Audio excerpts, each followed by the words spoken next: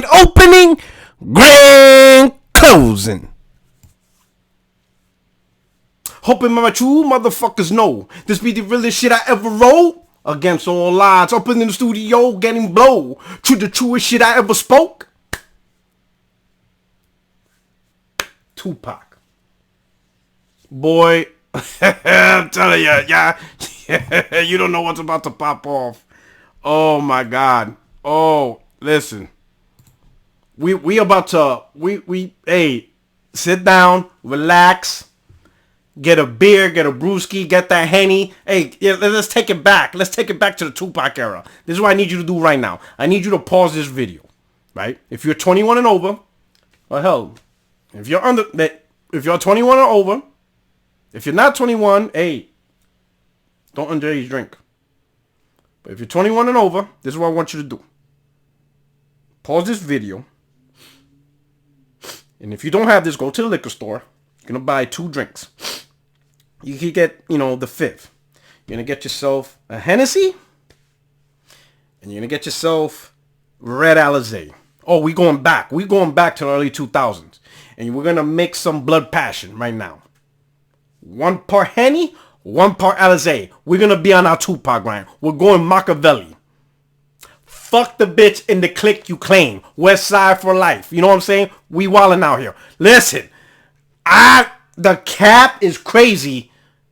This, I saw. All right, let me start this off. I saw the reactions on Twitter. Obviously, guys are going to talk shit, whatever. But I saw a lot of positive reactions from the Xbox dudes. And I'm like, man, these guys love to cap, but I'm going to give it to the chance. It blows my mind how you Xbox dudes are now screaming bloody murder.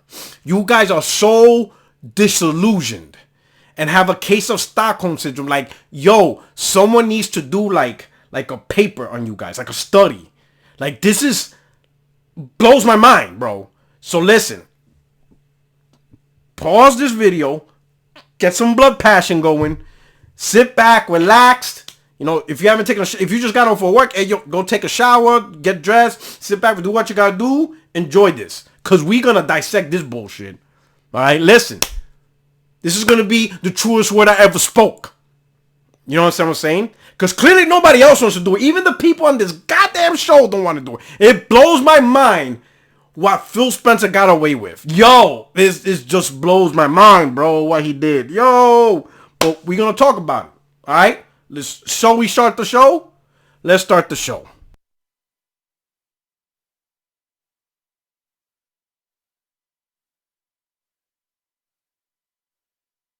Phil Spencer. It's going to be a fun time together.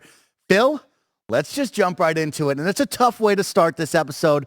It's my birthday this week, and I didn't want to have to do it like this. But, Phil, it's been a tough week in the Xbox universe. As you know, of course, the CMA kind of blocking our acquisition of Activision Blizzard King and Redfall coming out to poor reviews at the launch. Let's start off at the top. Phil, let's talk about the CMA and, of course, this Activision Blizzard acquisition. How are you feeling about this? What should be the overall mindset for Xbox gamers when we look at this after months and months of conversation?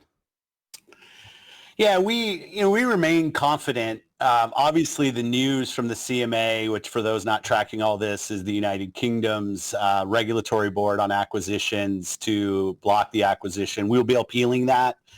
That's our plan. We continue to work with the European Union. We'll continue to work with the FTC. I think there are like 14 jurisdictions all up. We're working on approval. I think we have 9 approvals so far. But the CMA decision was disappointing. I've been talking to that group for coming up on a year. They've defined a market of cloud gaming that, in my mind, doesn't really exist yet today. But they have a point of view that maybe we have a lead in a market that is just forming. And I don't understand this bullshit, bro. What the... Yo, like, help me out here, bro. What is it? Is cloud relevant or is it not relevant? Or is only relevant when I talk my shit and be like, yo, ain't nobody buying Xboxes, bro. What's happening? Oh, it ain't about the console, Porter Rock. You thinking like Blockbuster. You gotta think of the future. That's where gaming is going.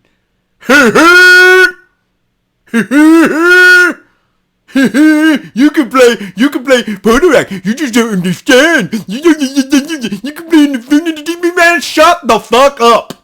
Now it's, oh my god, bro. Yo, this can't be fucking happening, bro. Yo, I can't, bro. This is the fakest industry. Oh my god, bro. We should have never sold 100 million consoles, bro. PlayStation, yo, you should have never sold 100 million console. This shit should have remained niche nerdy culture, bro. Cause this shit is crazy. Now cloud is an irrelevant market when that's been like your whole crux. You don't need a console. You can play on your goddamn toenails. So then when the CMA is like, you know what, you right. The CMA is like, yo, you right. This is going to be potential. There could be big players. This could be a growing industry. Sorry, Microsoft. We can't let you disrupt this growing movement. Growing movement? What you talking about? What you talking about, Chef? What you talking about, Willis? Now they want to be... Bro. You can't make this shit up, bro. Like, which is it, bro? Pick a side. Is cloud relevant or not? Now, I'm saying it's irrelevant trash. Okay? I'm saying that the primary way to play games for a while is going to be with the console, and Xbox needs to fix that trash. But you damage control that shit. You be like, it's not irrelevant. No, it is relevant. But you don't want to co-sign that statement. Because I'm just a fanboy. I'm toxic. We gotta play fans while you try to get shot. Yo, punk ass up. Since you don't want to be about the console, sit your ass in that dog shit pile of cloud gaming and take your goddamn L. Deal with it. That this content could somehow prohibit others from competing in that market. But we'll appeal. We stay on it. The company remains very, very committed. You got that right, President. Yeah, bro, you've been caught out there. Them little stupid ass 10-year deals with Boosteroid, Hemorrhoids, and Glaucoma Gaming, whoever the hell they are, you literally suckered them into taking 100% of the revenue. So that means when Boosteroid has host Call of Duty on their platform, every change, every dollar that game makes goes 100% to Microsoft. They get nothing. You might as well just sell Boosteroid to Microsoft. That's literally xCloud. What's the fucking difference? What kind of stupid shit is that? This is, and you know what's crazy? Sony was like, yo, they're not giving good deals. What is wrong with y'all? Lulu Chang is like, oh, we giving these guys the best deals ever. How is taking 100% of the revenue best deal ever? Boy, ain't no way, boy. Boy, ain't no way, boy. Oh my God, bro. Yo, the closer I get to the we are hitting the point where now, like, before I was never, ever, for any platform, like, screw this platform, needs to disappear. You guys are getting me there. Like, I'm thinking Xbox is bad for the culture. It's just straight up bad for gaming. Because this is unbelievable. The shit Xbox and Microsoft getting away with, this brand needs to disappear at this point. Bro, this is crazy.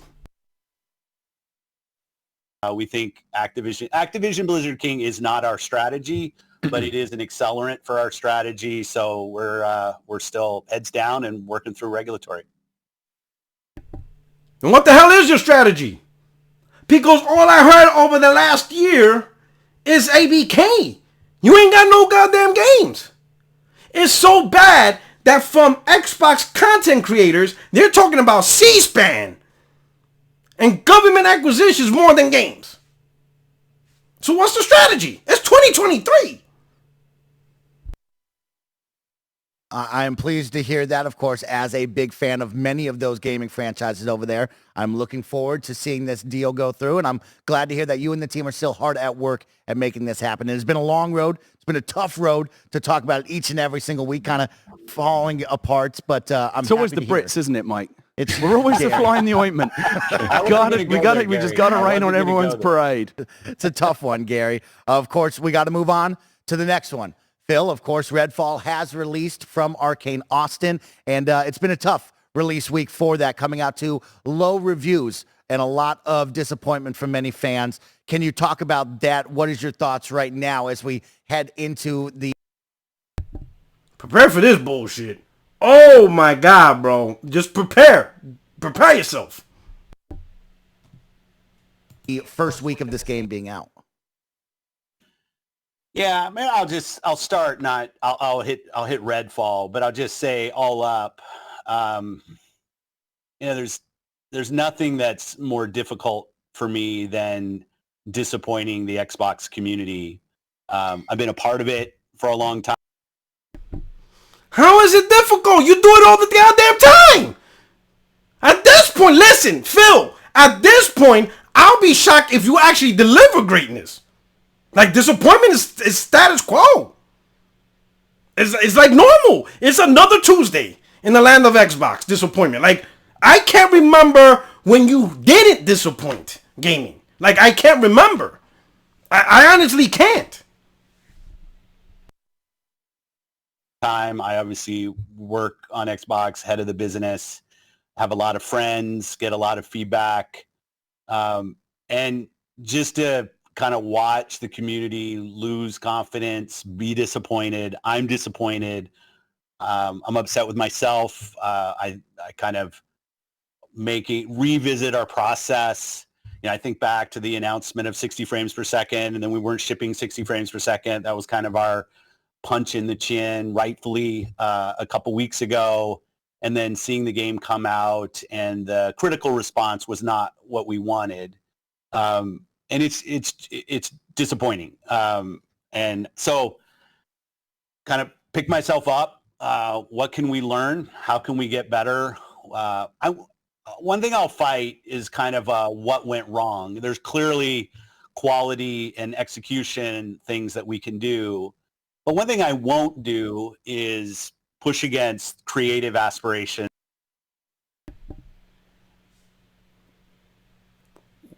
Things to learn. Let me show y'all something.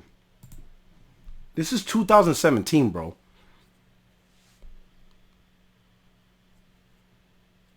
This is almost 6 years ago.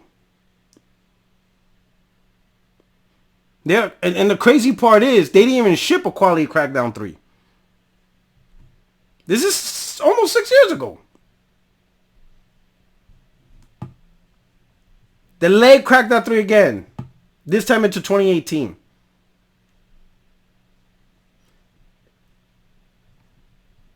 We are committed to shipping Crackdown 3 to the level of quality the fans deserve.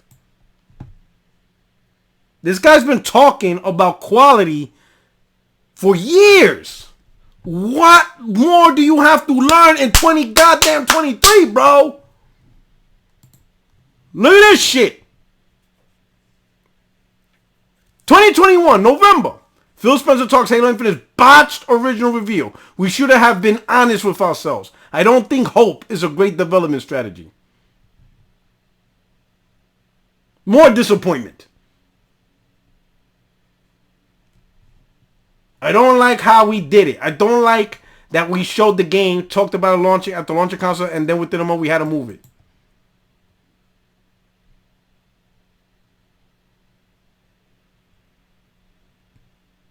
This guy has been botching shit up since last gen. What are we talking about saying we have stuff to learn? Of our teams. Then a lot of people will say, hey, you've got teams know how to do one kind of game. Just force them to go do the one kind of game that they have a proven track record for. And I'm just not a believer in that. Maybe that means I'll underdeliver for some of our fans out there. But when a team like Rare wants to do Sea of Thieves, when a team like Obsidian wants to do Grounded, when Tango wants to go do Hi-Fi, when everybody probably thought they were doing Evil Within 3, I want to give the teams the creative platform to go and push their ability, push their aspirations. But I also need to have a great selection of games that are continue to come that surprise and delight. There is a fine line between allowing teams to create what they want and to release dog shit. There's a little story of Santa Monica showing God of War to Yoshida. And when he saw it, he's like, hell no, scrap the whole thing, try again, vamuch. Go away. Bye. Now, obviously, my version of the story is a little bit aggressive because, he's a nice dude. So he was probably very nice and very cool. But I'm going to say the Bronx way. He's like, get gone. Try again. Toodles. So then they had to go back. Scratch.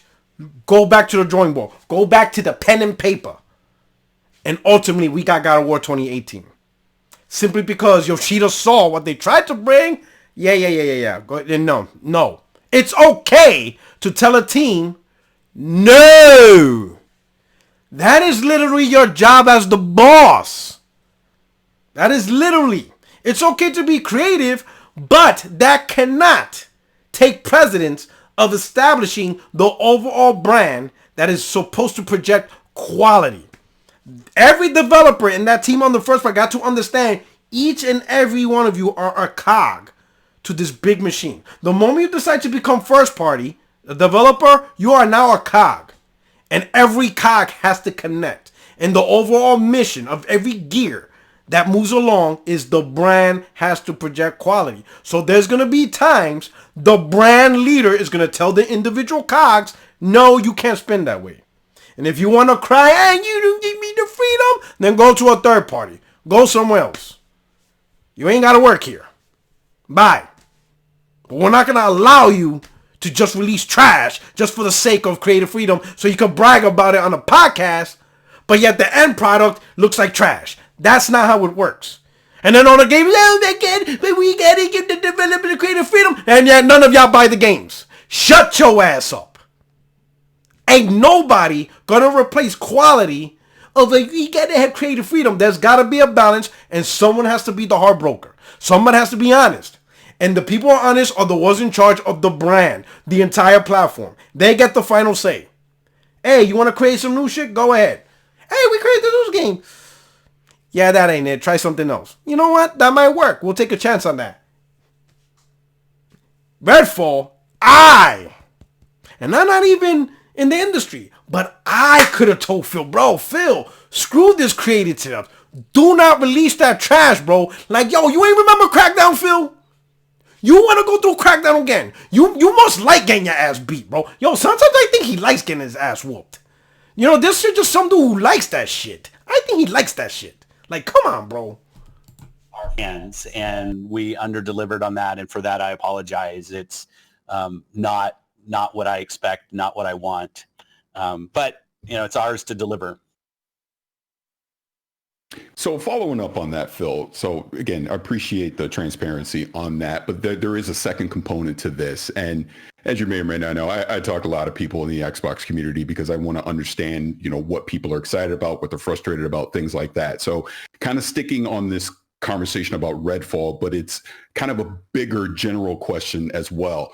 And I kind of want to read directly from this so I make sure I get it crystal clear. So what goes into the decision to delay a game when you launch it feature incomplete or there's a bunch of technical issues? Obviously, we've seen recent examples around the industry. Redfall and Halo Infinite are two that stick out in my mind for Xbox. We obviously have seen the review scores. Clearly, we've had the opinion that the game should be delayed. We know every developer wants to ship the best game that they possibly can, but from your level, what's the balance there on when to ship a game that may be feature incomplete or have some technical issues, or just simply give it more time and delay it? Well, I think those are, and I'm happy to go very deep on this. I think if I think about a team's execution on a game, we had a creative vision, and did we realize that vision through the game that we created? That's not a delay question if the answer is no. Like, you can't take something that that you started on. This isn't a Redfall specific conversation, Right. but we will build games that review in the high 80s, and we will build games that review in the 60s. I mean, it's just kind of part of being in game publishing. And if you're afraid of that, then you shouldn't be in the entertainment business. You shouldn't be in the games business. That said, every time we... Oh, hell no. Hell no, no, no. Hell to the nah. Nah, you don't get to say that shit, Phil. You don't get to say that. I'm going to make a point right here. Let me show y'all something. You see this man right here? Michael Jordan. Look what he said.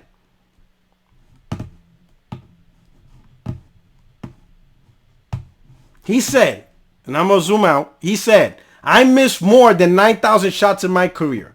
I lost almost 300 games, 26. I lost almost 300 games. 26 times I've been trusted to take the game-winning shot and missed. I failed over and over and over again in my life. And that's why I succeed. Michael Jordan. That's his statement, right? Now let's take that same exact statement, word for word. But instead of him saying it, this guy said it. If you know, you know. If you know, you know. Now, for those of you who don't know, I'm about to show you who this dude is. This dude in Game 7 went 2 for goddamn 18. In 42 minutes of play, he only made 2 baskets, bro. He went 0 for 11 in the three-point line. He did not make not one goddamn three-point shot out of 11 attempts. I am guaranteed to make one three-point shot in 11 attempts, bro. 2 for 18 in Game 7 of the NBA Finals. So imagine if this dude said this. Would it have the same impact? Clearly not.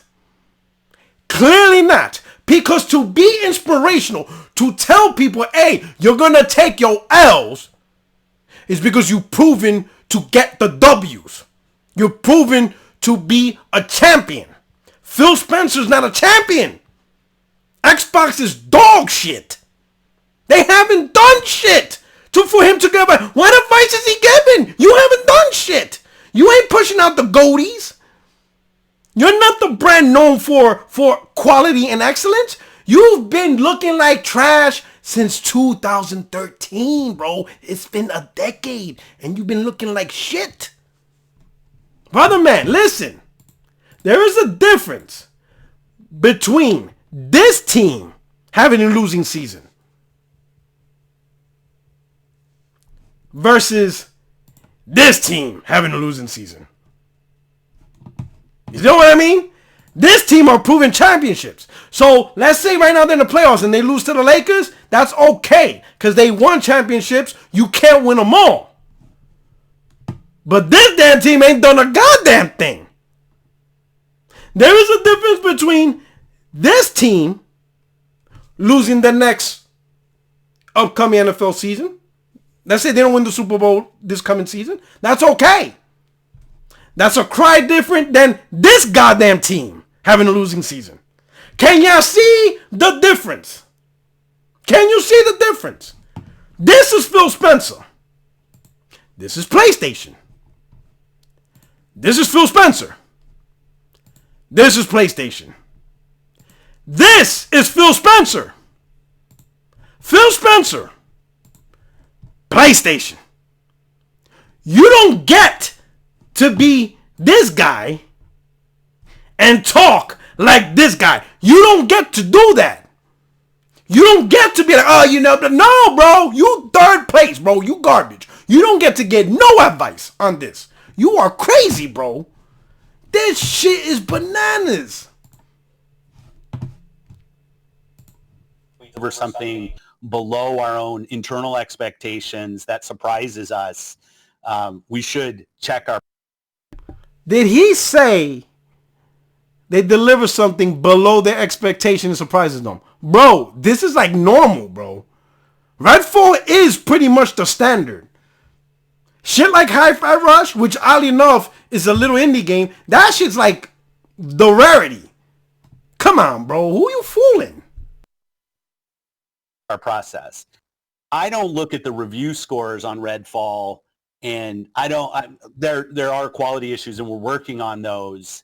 But I think there's a fundamental piece of feedback that we get that the game isn't realizing the creative vision that it had for its players.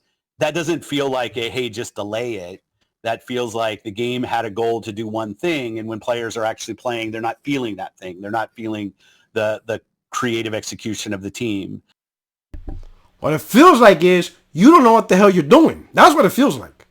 You cannot recognize a game and honestly say, this shit looks like trash. Phil, I promise you, hire me. I promise you, I will be that guy to let you know, yeah, this shit sucks ass. Don't release this. I will be, if you're too scared to hurt people's feelings, bro, sign me up, bro. I will hurt the fuck out of feelings, bro. I'll be like, nah, scrap that bullshit. Get your ass back. Crunch. Overtime. 18-hour days. Get to it. Hell, get your sleeping bags. You ain't leaving the office. Snap that shit up. We're not doing this. Hell nah. You're not embarrassing me. I would take it personal. Think I'm gonna associate my name to this brand while you're releasing this? Nah, son. Try again. Wait, what? There's no an FPS and no 60 frames option? You really thought you were gonna bring that up to my table? No. Someone needs to be the bad guy in this. Get out of here.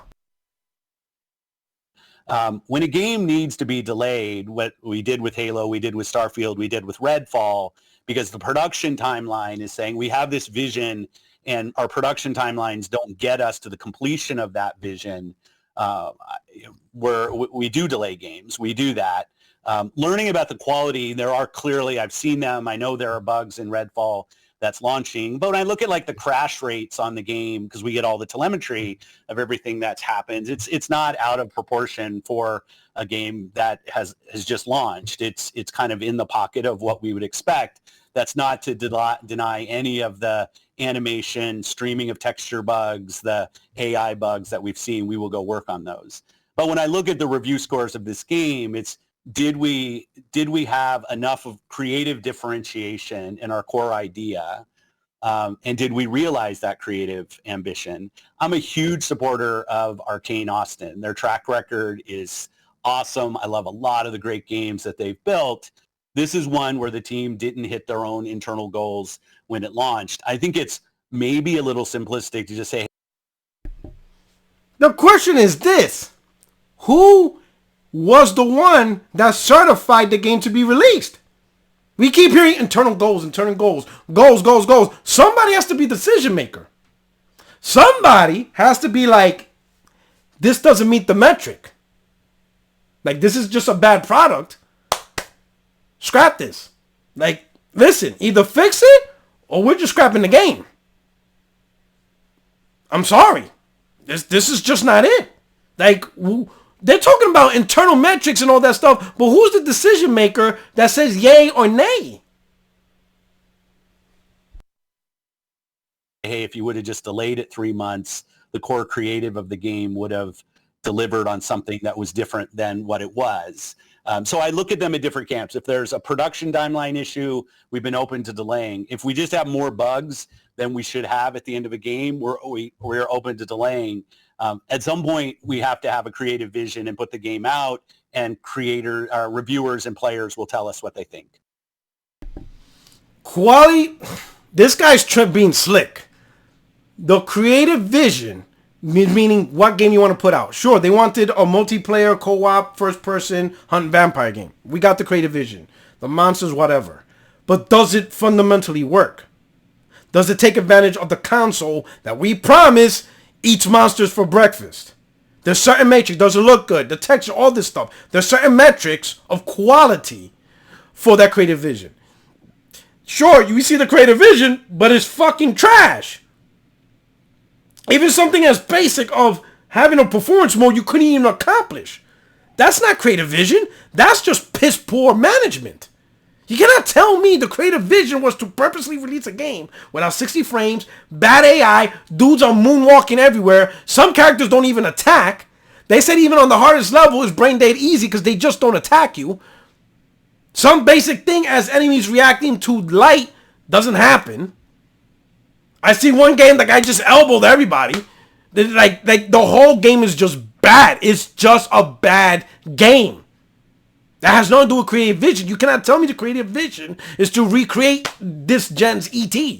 Like, what are we talking about here? Can I jump in? Yeah, of course. Please, Gary. So I have just a couple of small observations and then a question. First of all, I want to give Phil props for coming on here today props, and talk just for a minute about why I admire Phil, because he and I have been here before. Back in 2020, during the pandemic, when I was doing Animal Talking, Phil, you'll remember this. Phil was booked to come on my dumb Animal Crossing talk show. And then after he was booked, the news came that Halo Infinite was going to be delayed and would not ship with the Xbox Series X and S. And it was you'll remember, it was a big deal. There was a lot of wailing and gnashing of teeth and people rending their garments. And I was fully prepared for the other shoe to drop. I was waiting for a call from Xbox PR, from Jeff, your friend of mine, Jeff, over in Xbox PR, to say, Phil's not going to be able to come on the show live because, it's a big mess right now. We don't want to put him in the firing line for that. And Jeff called and I thought, here it is. Here comes the other shoe. And he was like, Phil just wants to know, when's the tech rehearsal? It's going ahead. And he came on a live talk show and took a bunch of tough questions on a really tough subject and took it on the chin. And I've always admired him for that, it would have been very easy for him to pull out, and he didn't. He came on and he's doing it again now, and I salute Phil for that. The other, I am so damn tired of seeing grown-ass men sucking the diarrhea out of Phil Spencer's butthole. I'm so fucking, how can you guys guzzle this much shit, bro? You guys are applauding him. Man, he has true courage coming on the show. What? There is no courage. He knows you're gonna suck his nuts.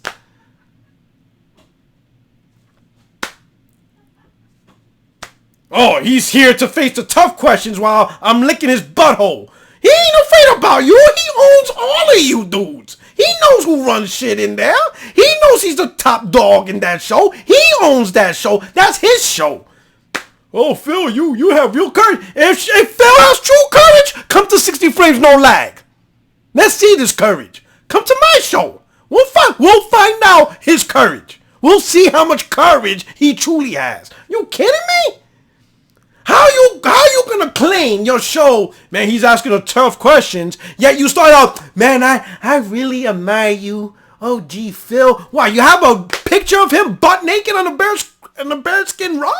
In the living room? What the hell are we doing here? Ain't none of y'all even mad. And then the people nodding. Yeah, man, he's a great dude. Y'all treating this dude like he George Washington crossing the Delaware River. Oh my God, bro.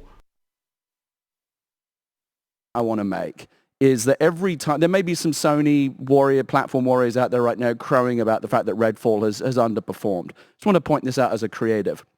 Every time somebody takes a big bet, especially a big AAA bet, on an original idea, a new IP, and it fails. Listen, bro. Stop with the goddamn Sony Warrior bullshit or PlayStation Warrior. Listen, the console war is just shit talking, bro. But the PlayStation Sony Warriors, they're not the ones making... No, fuck it. Call me the PlayStation Sony Warrior. Call me the fanboy. I didn't fucking make the decision to release this shit. I could be the biggest... Fuck it. Call me the biggest PlayStation fan. I'll be the biggest PlayStation fanboy the universe have ever seen.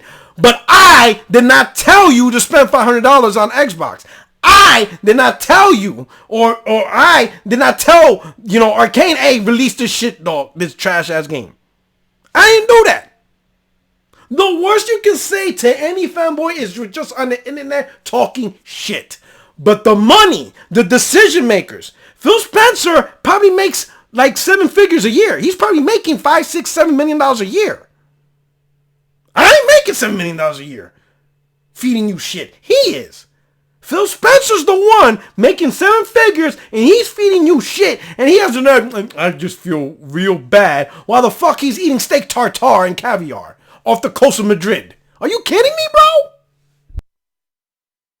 Fails, everybody suffers. It's bad for everybody because it makes it that much harder for the Phils and the Jim Ryans of the world, the big, the creative, the decision makers to take a chance on them. Oh, but Whoa.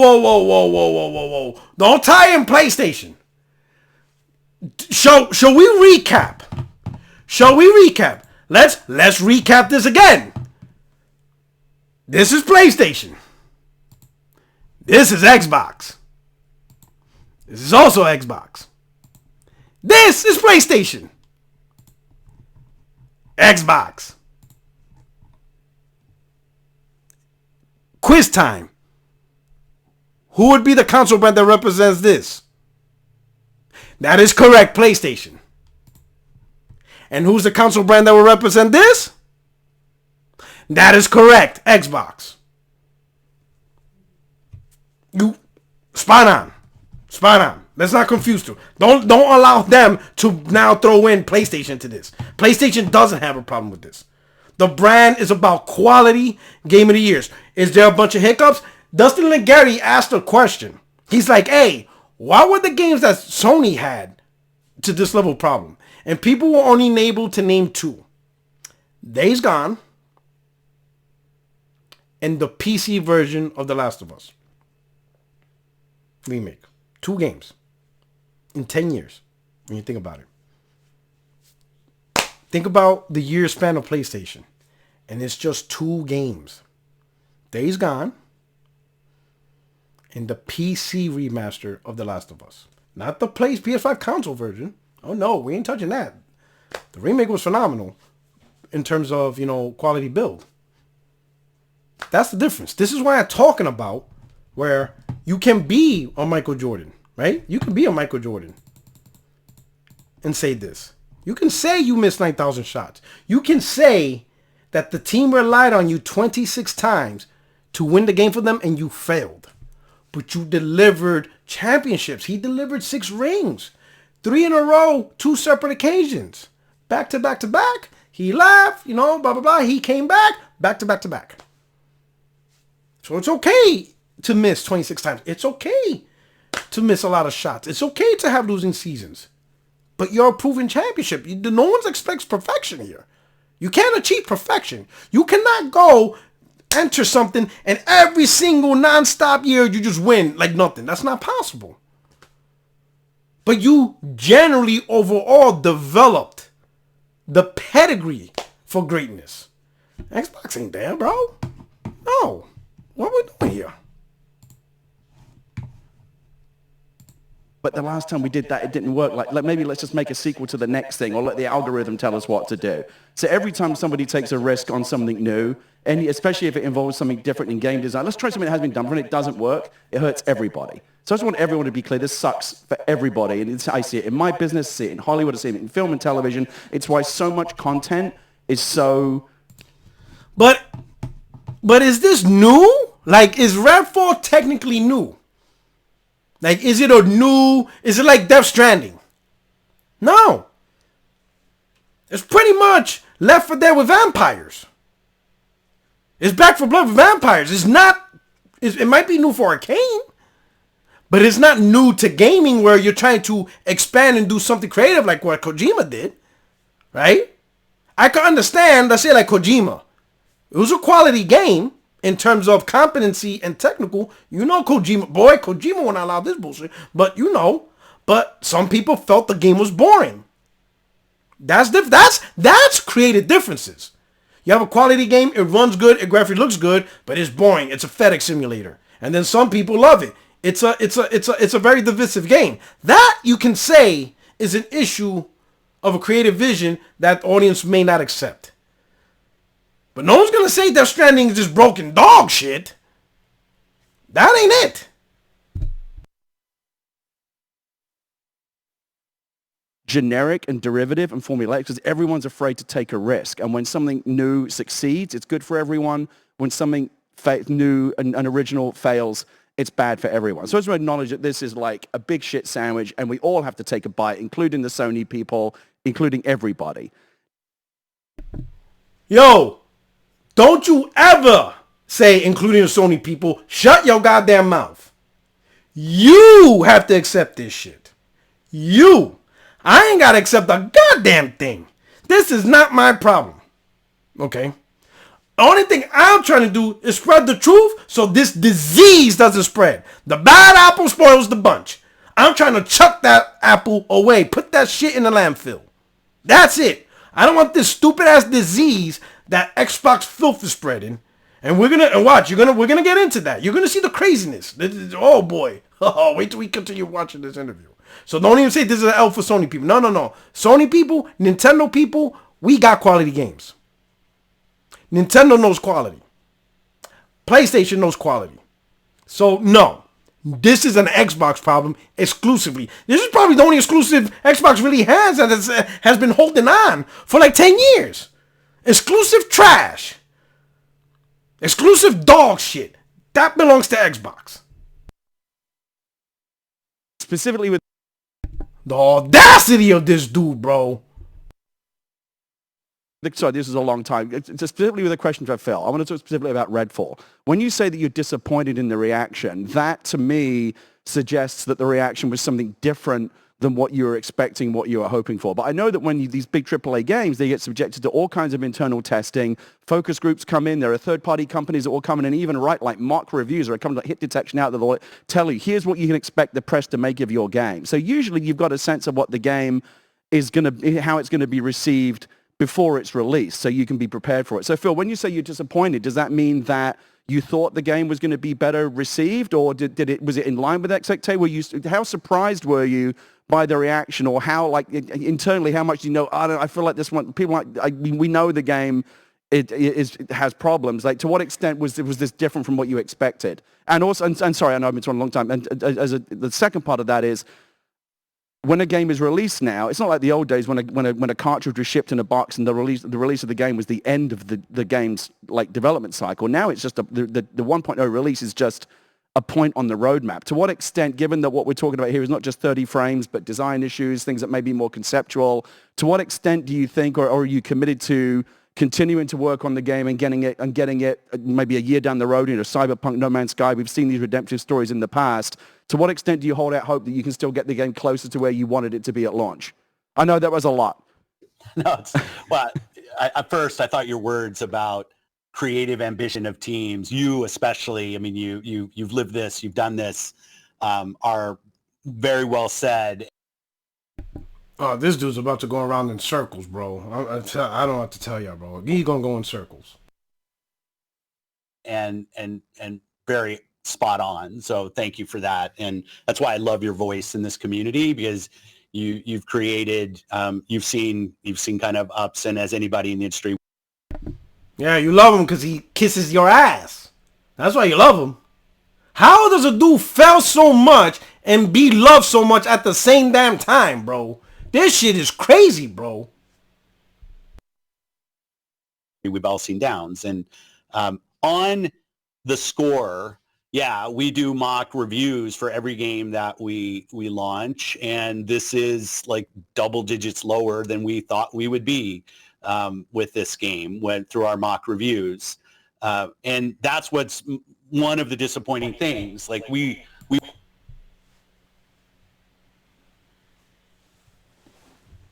I need you to, you know what? Come here. Come closer. Come closer. Yeah, come closer. Come closer. The man just said that this game scored double digits lower than what they thought the score was going to be. Come here.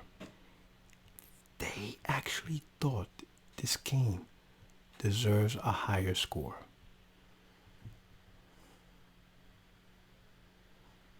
Come here, come here. Can we declare Phil Spencer clinically insane at this point?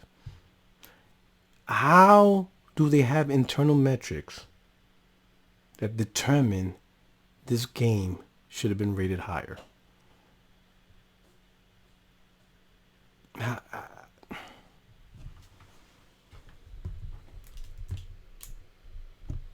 How? I don't have.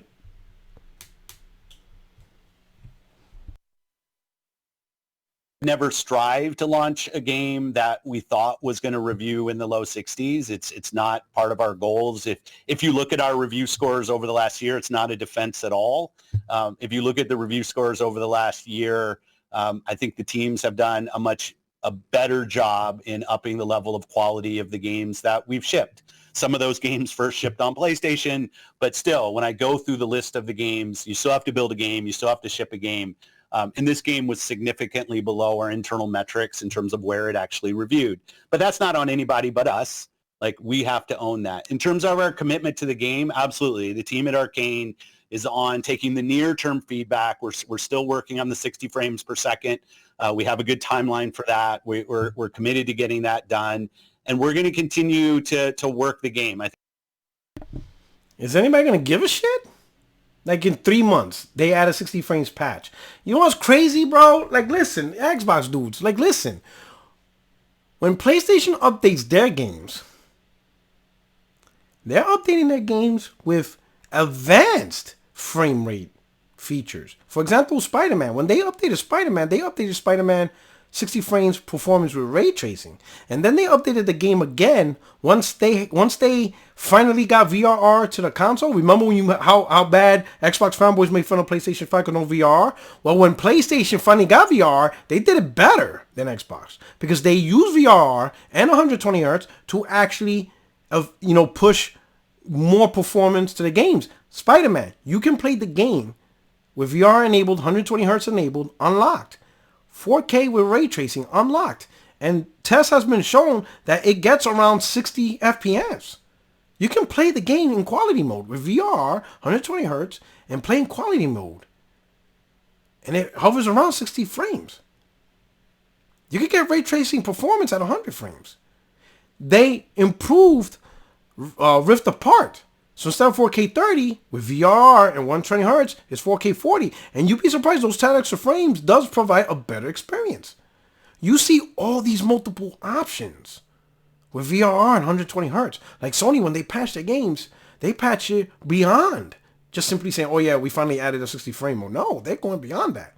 And then recently, they're adding those modes day one. God of War Ragnarok had all those VR modes day one. And these guys working on basic 60 frames FPS for a first-person shooter? On the world's most powerful console?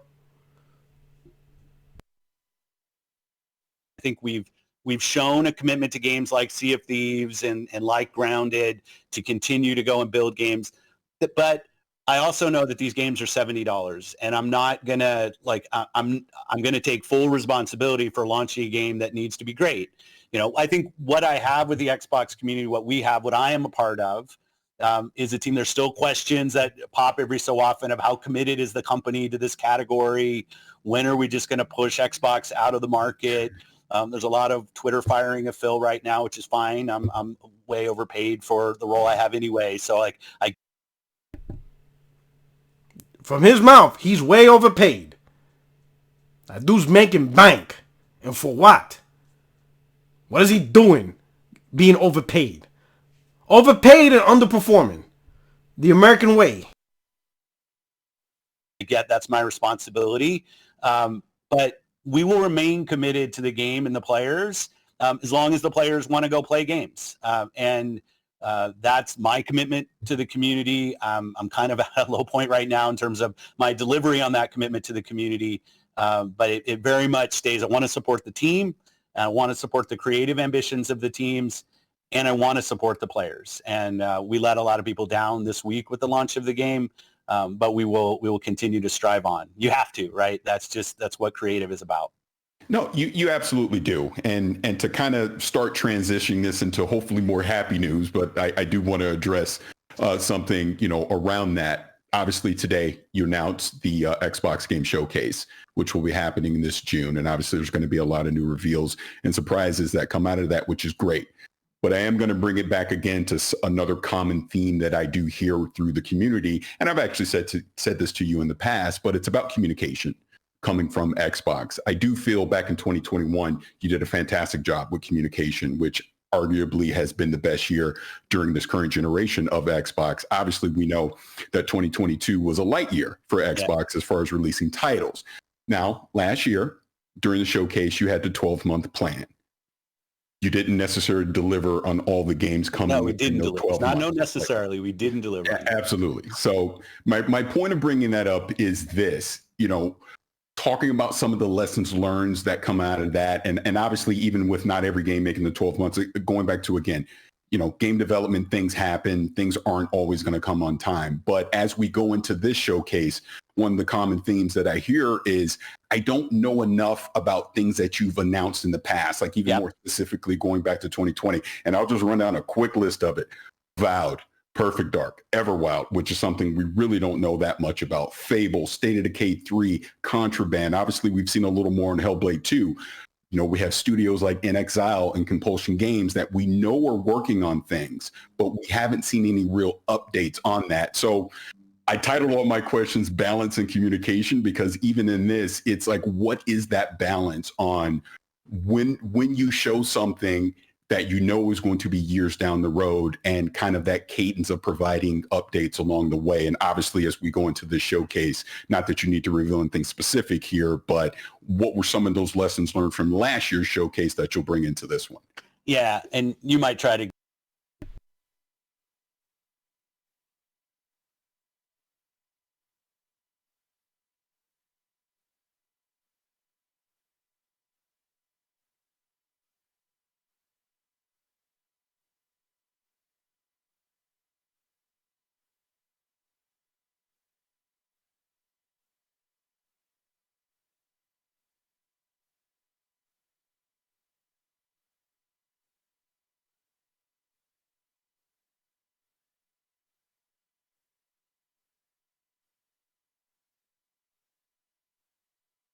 Oh, I'm sorry. I have my shit muted. Damn it. Anyway, what I was going to say was he ain't learned a goddamn thing.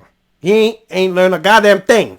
They're not even smart enough to recognize they should not have released Redfall at a minimum without 60 frames embedded day one. They're not even smart enough to make that decision. And that's not even, that is so like, how can you honestly say you're going to release a game and then patch 60 frames on these current platforms? That doesn't even make sense to even think that was a good idea. And yet he's supposed to have lessons learned?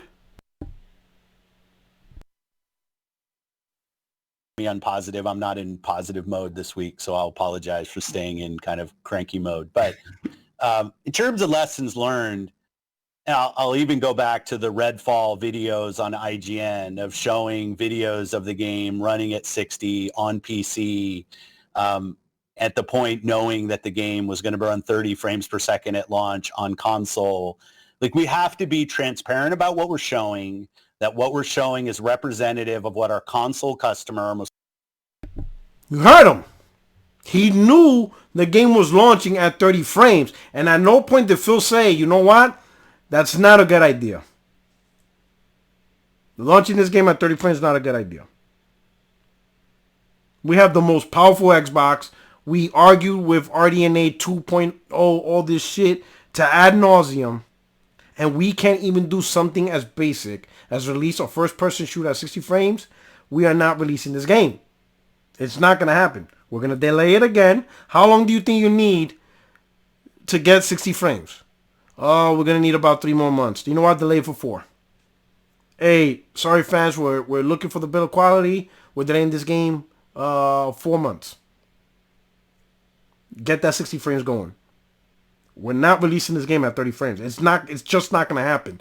This game running at 30 frames would not be a thing. Now you could say quality mode 30, performance mode 60, fine. If that's what we got to do, that's what we got to do. I'll take that. But you will have 60 frames in this game. That's going to happen. We're going to do it. We're not releasing this game. It's just not going to happen. I will not allow it. Get back. Work on it. We'll take the face shot. I mean, hell, they're praising him for taking the punch in the face. Oh, man, you're taking it in the street, in the chin. So then what's the difference between delaying the game? That way at least they have 4 months extra of updates, a little bit of improvements, and when it launches, you got 60 frames day one. You're going to get a face punch anyway. At the very... most committed customer to our brand, financially committed, what they're going to see, what they're going to play, and that transparency just has to get better. And I'm not pointing at anybody but myself, right? I guess at some point I will have enough knocks against me that it's somebody else here. But that I think it's transparency in what we're building, what our aspiration is for the game, what it's going to look like, what the features are. And it drives me crazy when we self-inflicted wounds of kind of putting things out there of communication that's confusing or misleading about what the actual end product is going to be. So you can try to take me to positive space. I'm just not in that headspace right now.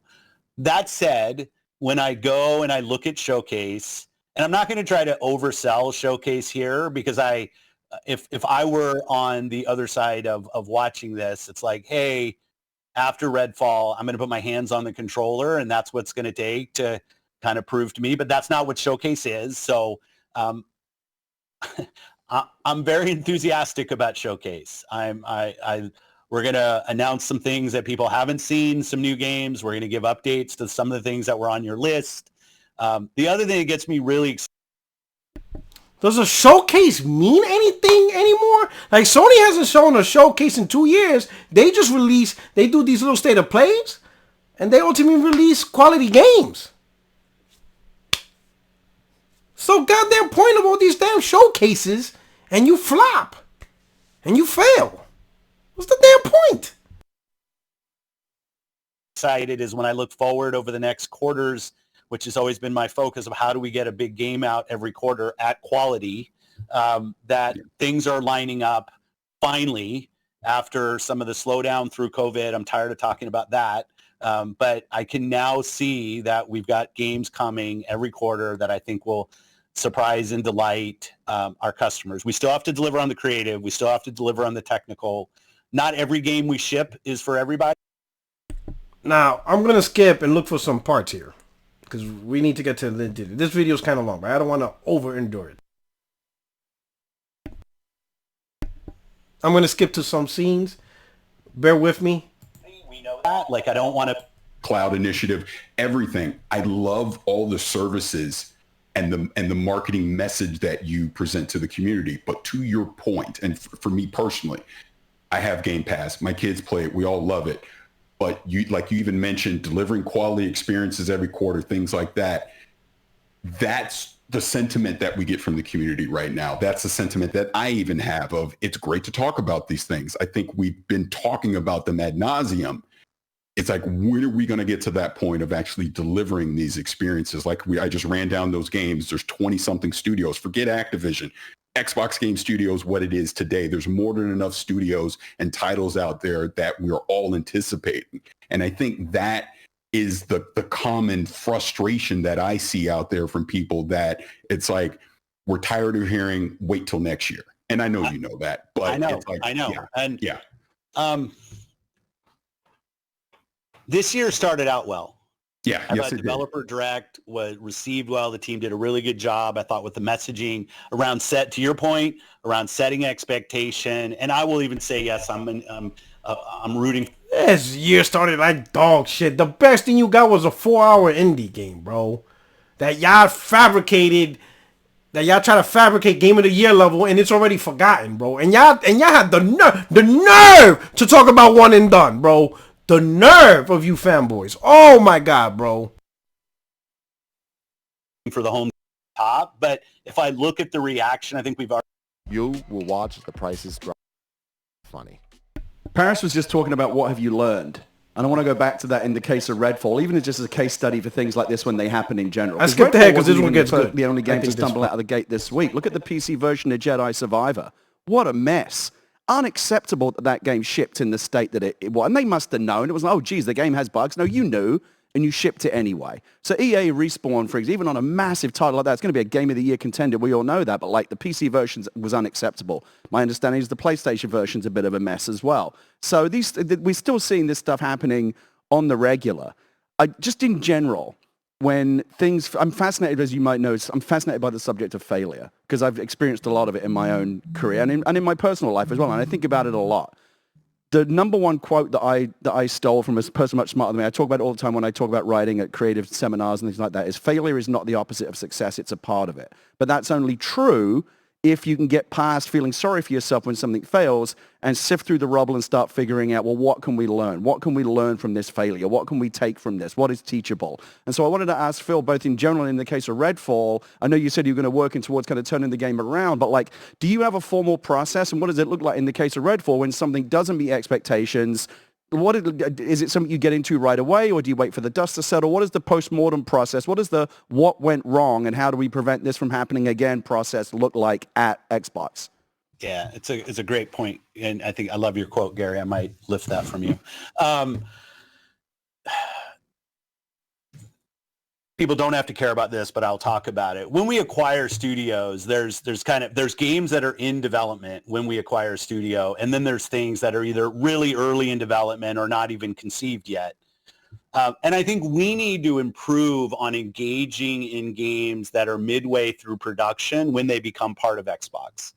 I do think there's a different expectation for a game and even a team when you've been third party and all of a sudden you become part of first party. There's a different expectation in terms of how you're going to perform on our console.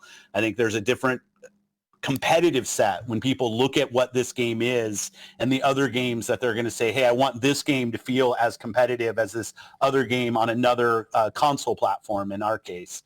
And we didn't do a good job early on in engaging with Arcane Austin to really help them understand what it meant to be part of Xbox and part of first party, and use some of our internal resources to help them and kind of move along that journey even faster. So we kind of left them to go work on the game. They're a very talented team. I love that team, and I still do, and I will totally bet on that.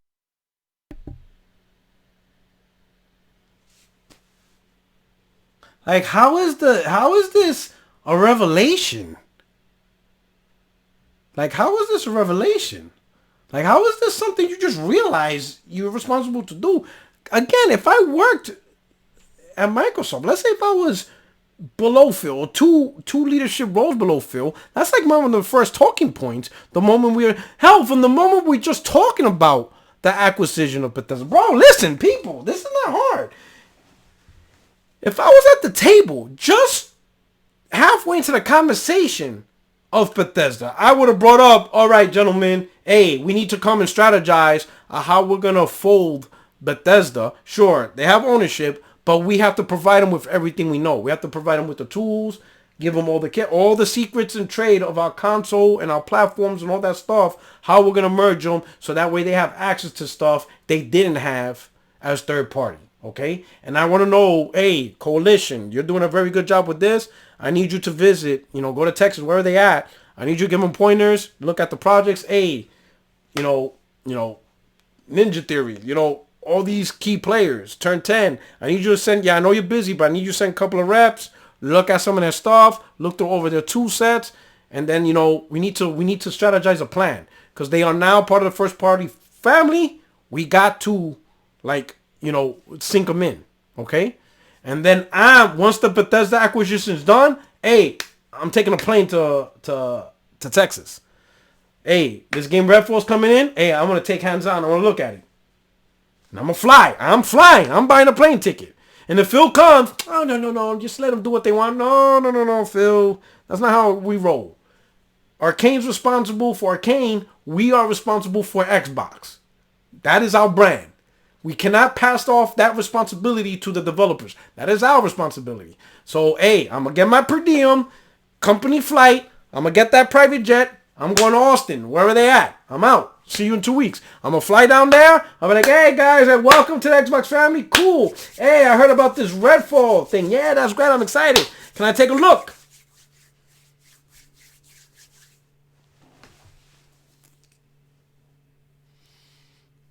And then like, oh, yeah. I'd be like, hey, the creative director. Come on. Hey, good job, guys. Hey, you're the creative lead? Yeah, come with me. We're going to have lunch. My treat. We're going to go to Roof Chris. Me and you. We're going to sit down and talk. I would treat the head creative director. I'm going to be like, hey, we're going to go to Roof Chris. We're going to go to a nice fancy restaurant on me. I'll be like, hey, get whatever you want on the menu. We're going to eat, have some steak. I'm going to be like, hey, man, I'm glad you guys part of Bethesda. We're going to do great things. Once the main meal goes by, he's like, yeah, I go back to work. Oh, no. You ain't going nowhere. We're going to have dessert. Trust me. Hey, let's get 2 cheesecakes and some coffee. I swear to God, if you don't fix that goddamn fucking game, when I come back in 4 months, you're going to be fired. Do you understand? And do not go back and cry to your peoples. This is between us two. We're the top dogs here. You are the top dog of Arcane Studio. To the people who work for you, I'm going to give them nothing but praise. But you, I'm going to chew your ass. You're the top dude. Fix that shit. I don't know what the hell's going on. Fix it. This is between us two. I better not hear that you spread this conversation with other people. This is us two. We're the top dogs. This is why we get paid the big bucks. Do you understand? This conversation goes nowhere but this table over cheesecake and coffee. Fix that. That ain't it. What I seen there? Us two, do you understand? Cool. We go a meal, we'll go back, and then we end up going back to studio. I'm like, hey guys, hey, love you guys. Hey, I told him about the wonderful things you're doing. Hey, I gave some guidance to him. He's going to make sure certain things went on. I'm proud of you guys. Welcome to the Xbox family. You all take care. Hey, I'll be back in 6 months. Hey, we'll do lunch again. All right? Me and you. Lunch again. Cool? Love you guys. Welcome to Xbox family. And that's how I handle business. I'm not going to chew the whole team out. I'm going to praise the team. But the head guy, hey, I'll treat you to lunch. We're going to have a quiet conversation. Me and you. We're going to have a discussion because this is what we get paid for. This is why you are the creative lead. It is what it is. I have to protect the entire brand. That's my job. If the entire brand looks like ass, someone's going to treat me to dinner and have a conversation with me. It is what it is. Well, I don't know how else to tell you. You got to tell people when shit ain't happening right. What's the whole point of being a supervisor, being a manager, being a leader? You got to have those direct conversations. And then you got to go. Let them do their thing. But at least that one individual leader knows, oh, snap. Like, yo, Puerto Rock not playing. Hey, guys. And then he'll light a fire. Intensity. Then I'll come back. I'll call him. Hey, are we giving anything? Oh, we're having trouble with this. Oh, you know what? These developers of Coalition, they know how to figure that out. Hey, you guys. You're going to be going next week to Austin, Texas. Why? We're busy. Put that on pause. Go help these guys out. They don't understand this thing. Go help them. Now. You're going to fly a plane. Coalition dev's going to be there. Oh, yeah, you navigate this, you navigate that. Oh, thanks. We truly appreciate it. And fly right back. I'm sorry. It is what it is. I got to think of the whole entire brand. The whole brand is at stake. Every single game is a piece part of the whole brand. I got to make sure each and every game is there. And you best believe I will have no problem saying, scrap that game. We're not doing that. I don't care about the creativity. We're not doing that. And if you want to quit, then get the fuck out. I don't give a shit. But that shit is just stupid, bro. Like, I don't even know what you're trying to do here. Like, this doesn't even make sense. We ain't got time for this. I ain't got time for this. We're a $2 trillion company. Like, just go there. We'll just get somebody else. We'll give some new dude a chance. Come on now. Stop playing with me, bro. Stop playing. Them to do another great game. But when like Matt Booty and Jamie Leaders, running ZeniMax, and I sit down, I think we can engage earlier with our different studios. And I do think there's a difference when we come in when the creative's already set on a game. That's not washing our hands of any of the creative. Every game we ship from our teams is an Xbox game. And so it's a full responsibility for it. But thinking about how our internal processes of dev assistants, even some of our internal ATG resources, what's the Advanced Technology Group, and how those work with our internal teams, I think we can do a better job with our internal teams. We did a better job with Starfield. Again, nobody should believe it until they're playing the game. But that game was earlier on in production, and it was easier for us to kind of swarm a bunch of people to go and kind of help with some of the technology on our platform and ensure that we're going to ship a quality experience there. And we should have been there for Harvey and the team earlier. I think that's on us. And then through the process, it's an Unreal game. We have a bunch of studios that have done some really great work on Unreal over the Phil, I'm going to rattle off a couple quick ones with you, Phil. Of course, we talk about 60 frames, 30 frames. Should Xbox players expect a clear message this summer with Starfield with 30 and 60 frames? That's a big lesson learned, as you brought up. Should we expect that answer? It's clear as day? Yeah. Okay, that's a great one. Another one, you see a lot of conversation, of course. I want to praise you and the team for really elevating the PC side of this Xbox ecosystem. I think we've seen a lot of great strides in that. But when you see the community talk about the console side of things, do you think you've lost the focus or maybe put too much onto the PC side? Do you think that the console is still getting the console love that it deserves, whether it be the homepage update, achievements, of course, looking forward and using the power of this next gen? Do you think you guys have lost that focus, or is it still there, and can we see more love on that side? Well, we'll definitely continue to focus on making our console experience as great as it can be. I like the homepage refresh and some stuff. I will say, this might be disruptive as well. We have a different vision. Paris talked about this. It's play the games you want with the people you want anywhere you want. We want Xbox to be something that people who buy our console can feel like they're a member of, obviously, who are playing on PC, who are playing on cloud. Feel like you're a member of what? Like what? What are you talking about, Phil? Feel like a member of who? Like what? Yo, and the fact that these guys in the shows just allow him to say this. Like, what are you talking about? Be a member of what? People bought an Xbox to play Xbox games, and they expect quality games. I bought a PlayStation not to be a member of something, is to play amazing games. Who the hell does this? Like, yo, when you subscribe to Netflix, did people subscribe to Netflix to be part of the Netflix fam? Like, hey, bro, Netflix for life. Like, what are we talking about here? Member of what? Like, yo, it's a simple concept. You are an entertainment product. People expect the best entertainment. That's it. That they feel like they're full members of our ecosystem. Game Pass players can play on many different devices, and we remain fully committed to that. We're not in the business of out-consoling Sony or out-consoling Nintendo. There isn't really a great solution or win for us. And I know that will upset a ton of people, but it's just the truth of the matter is that when you're third place in the console marketplace, and the top two players are as strong as they are and have, in certain cases, very, very discrete focus on doing deals and other things that will that kind of make being Xbox hard for us as a team. That's on us, not on anybody else.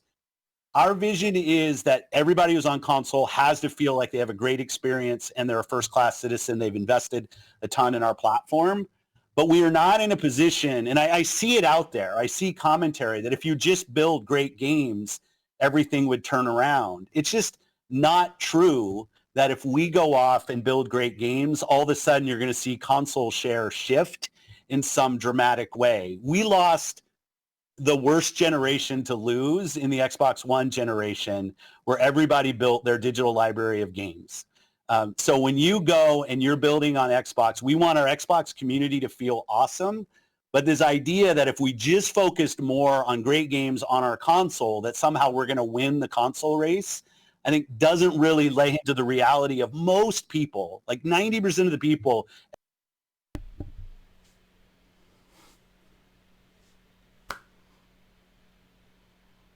This guy doesn't believe creating great games is what's going to fix this problem.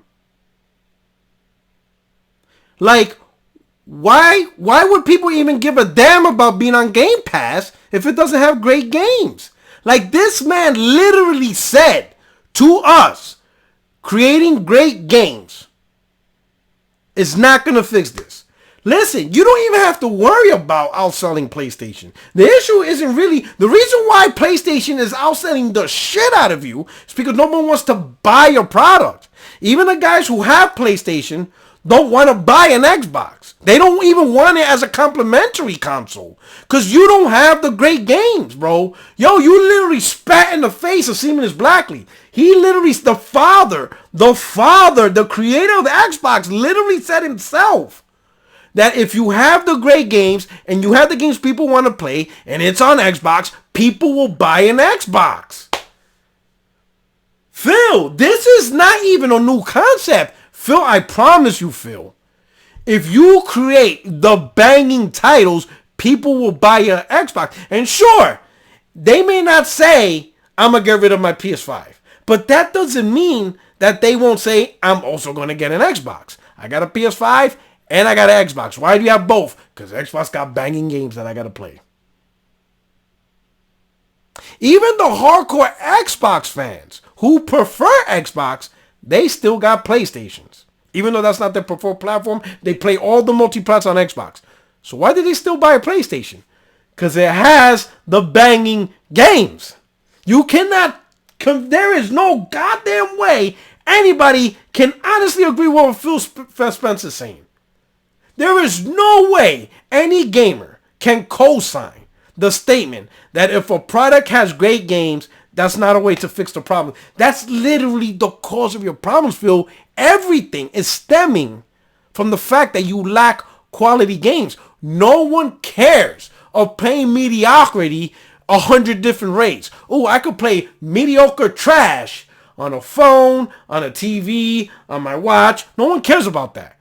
No one wants to spend time on playing mediocrity 100 different ways. People care about spending time on quality. Period. It's quality. That's the answer. You ship quality. Period. That's what breeds success. Every year who walk into a retailer to buy a console are already a member of one of the three ecosystems, and their digital library is there. This is the first generation where the big games that they're playing were games. How many console units did the Wii U sell? 15 million? 12 million? And then they automatically jumped to 100 million with the Switch? In fact, Nintendo goes back and forth. GameCube was 25 million. Wii jumped to 100 million. Wii U dropped down to 16 million. Shot back up to 100 million. PlayStation 1 was 100 million. PlayStation 2 was 150. PlayStation 3 dropped down to 80. 85, 86. Shot right back up to 100 million. A lot of gamers are not going to accept mediocrity. It just blows my mind that he really thinks creating great games, and look at his crazy image. Hey, somebody clip that and make a meme. Look how crazy Phil looking. Look how crazy this dude looks right now. Yo, it just blows my mind that he's literally telling gamers great games isn't the answer. Oh my God. And you guys are you are literally praising a man that just told you to your face making great games isn't the way.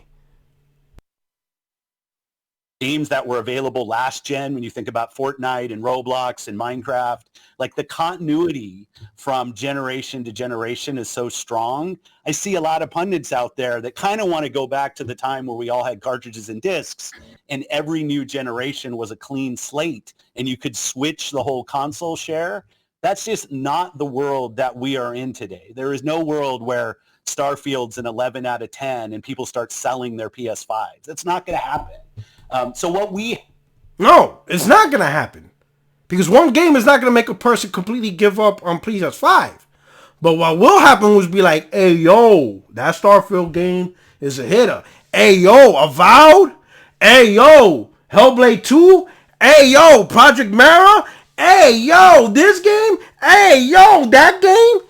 You don't have a choice but to get that console. You just don't want to miss out on these bangers. When you create multiple bangers, people are going to be like, yo, I got to get me a console, bro. Remember, Perfect case example was the PS3. In the beginning, the first couple of years of PS3, people didn't want it. Xbox was the shit. Mass Effect, Gears of War, Elder Scrolls Oblivion, Halo 3, hell, you didn't even have to worry about Gran Turismo because Turn 10's Motorsport Forza took over. The online was phenomenal. 360, integrated online system blew PS3 out the water, even though PS3 was free. That was really his only saving grace. But, it wasn't that much. Achievements. There was just so much shit. And by shit, not like bad. Like, there's just so much great stuff the 360 brought to the table. It was just doing too many good things, man. Even the simple things like 1 versus 100 and Uno. Where if you got a camera, you see titties being shown. I mean, it's crazy. 360 was crazy. Like, the console was just phenomenal. And PS3 first couple of years was getting thrashed. It was just a glorified Blu-ray player. A lot of people said, hey, I just probably watch it for the movies. But then something happened halfway into the generation for PS3. You didn't have to wait a whole generation. You were seeing it during the PS3 generation. Uncharted 2 came out, and you're like, oh, okay. This shit. Naughty Dog. Uncharted 2, Game of the Year. Demon Souls. What's this? I never heard of Demon. This is unique. This is ill. This game is, that's infamous. Hey, this shit is great. You understand what I'm saying? Little Big Planet. All right. Cartooning. But this hit. You understand what I'm saying? Hey, The Last of Us. The Last of Us. The Last of Us. God of War 3. And you're like, what the hell's going on here, bro? Like, this shit slaps, bro. Like, this PS3's coming out with these banging ass games towards the end. So people started buying PS3s, and then Sony released it for $399 and dropped the price, $299. I gotta get a PS3. You didn't get a PS3 the first couple of years. A lot of people got the PS3 Slim. Because, $299 and you got these banging games? Ain't no way you're gonna miss out on Uncharted 2, Uncharted 3, Infamous 1 and 2, Little Big Planet. You no way. Hell, even some of the smallest games, like Mag, even people are like, this Mag game is pretty dope. God of War 3. And when Last of Us came out, people are like, this PlayStation 3 is a great console. Because Sony went back to the quality games. They gave up on all that weird shit at folding at home, PlayStation Home, and all this weird stuff, bro. They went back to realizing, we got to release the quality games. And it worked. Quality games is always the answer, Phil. Quality games will always and forever be the answer. All this other shit about, you could play games here, and there. Why would I want to play a game going from a phone to a TV if it's not quality? When I could just play on a console that provides quality. What's the catch? You guys are confusing availability with actually playing quality. Sure, I can play on a TV. I can play on a phone. But why the hell would I when you keep producing mid, and then that mid to me live on TV, that you don't feel quality is the answer? We have to do, and we have this unique vision because we see what creators want to do. Creators want to build games that can meet players on any screen. People play with their friends regardless of what other screen they're on. And the console is the core of the Xbox brand. There's no doubt. So like we will stay focused on making sure that console experience is awesome. But I know some people want to hold us up of just being a better green version of what the blue guys do. And I'm just going to say, like, there's not a win for Xbox in staying in the wake of somebody else. We have to go off and do our own thing with Game Pass, with the stuff we do with xCloud, and the way we build our games. In the beginning of the show, though, you said that it's strange the CMA blocked the deal over cloud when it's barely in existence. But yet here you're saying that providing quality games for the console is not the answer because you got to focus on Game Pass and the cloud. You see my frustration here. So with the CMA, oh man, blocked the deal over cloud when it's still in its infancy. But now he's telling you, oh no, we can't focus on quality games. We got to think of providing games on the cloud. Do you see the bullshit that we got in this thing? And 1, 2, and 3. 3 people, and not one is gonna call his bullshit on that. Because I would have been on the show. I'm like, Phil, quick question. You're saying you gotta focus on cloud, but in the beginning of the show, you were upset with the CMA blocking your deal over the cloud, which you said is in its infancy. So since cloud's in its infancy, do you really want to, put all your chips on the cloud? Vice, the thing you just said is the core of Xbox. You just said the core of Xbox is a console. So shouldn't you primarily ensure that core is satisfied with quality games, and then from the quality games you put on console, transition over to cloud as it gets bigger? Because right now I'm hearing mixed messages. You're upset CMA got blocked over something that's in its infancy, but yet you're all in on something that's infancy because you don't believe the quality games on the console is going to bring success. I don't understand the connection here. Can you please elaborate on this? Why you're all in on xCloud as the thing, but yet you still feel it's its infancy? I don't get it. That's the question I would ask. Tie the two in. But of course they're not going to do that because they're licking his butthole. Sorry, I was a little long-winded. No, that was perfect. And unfortunately, we do have to say goodbye to... Bro, listen. I don't know about you dudes out here. If y'all want to fall for this bullshit, hey, that's on you. I can't help you, bro. I can't help none of y'all. This man literally told you live on the air, quality games is the answer. I'm going to end us off on this note. Listen, let me know what you think on a comment. All right? Like, subscribe. Let me know what you think. Please comment. Please provide a comment. Let's have the conversation. We're going to talk about this on the next 60 Frames No Lag. This has to be talked about. This is unbelievable. This is your boy, your only friend in these YouTube streets, speaking the truest shit that I ever spoke. Puerto77. You guys take care, bro. Unbelievable, bro. Yo, the audacity of this mother...